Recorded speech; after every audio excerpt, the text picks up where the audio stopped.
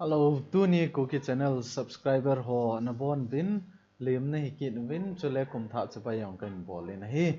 tu la ya hi computer in ei so ke ta win computer laptop ti hoi nei so ke ta win na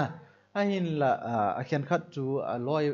loi pa in e computer ham khat e laptop ham khat ana khoya na khoi se na a screen bell ulta na ai lawai le jit langa na nga ti ho na ji in hi chu ho in to kha pha no le boy jiwen ji chun na hi chi question yong nan do hi in ka he thimin ji chun hi chi bailam ta ga solve thai hi ni chi chu tu ni e topic ngong hi in hoi ta in anavia wen lang na computer screen na loi wa na khoi tiang le hi ta hung mai the hi na hung ki le langa hung mai the hi in a hi lawai le hi chi langa hung mai the na het na he ina koi pi ji wa le option ki hol mo in mouse in ting jong la ha sa na ni ji chun hi ta chu hoi ta computer no a si koi ki ti het no le hi o he a chai chana lang anaven lang aban le hi chi sanga tips hoi ta ong na het no ma illustrator ong a ki bol lai hi in hi chuan het no mai le to hi chi cookie channel subscribe na ki bol nai lo wai le subscribe an ki bol in lang hoi ta hi chi cookie channel he an job jing la chun computer langa ong khan to na machal na nei thei ding hi ti chu ega sei ma san no tin ama sape na hi chi computer screen atung ki le a koi ding heta he ding na de ya he le hi chi wa chu na me control na me ding aban la arrow no yang ko pen ko me ele chun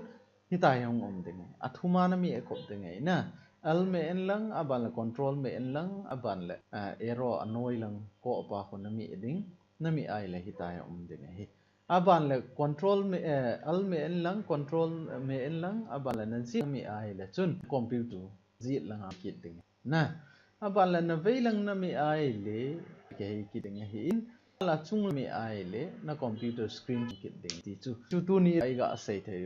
le het dewa mo ta hi aji chang le hi chi computer screen ho ya ong ke hei tiang le aki boy ji in eloi pa hello khanin ipm an mi kho mai le ong ke hei thei rong an ji in hi chi ting chu le aki boy ji in na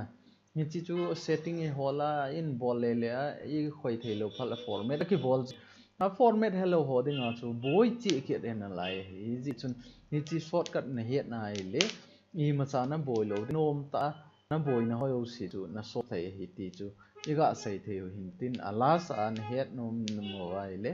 al hi chawa keyboard na veilang na zet langa omin tin l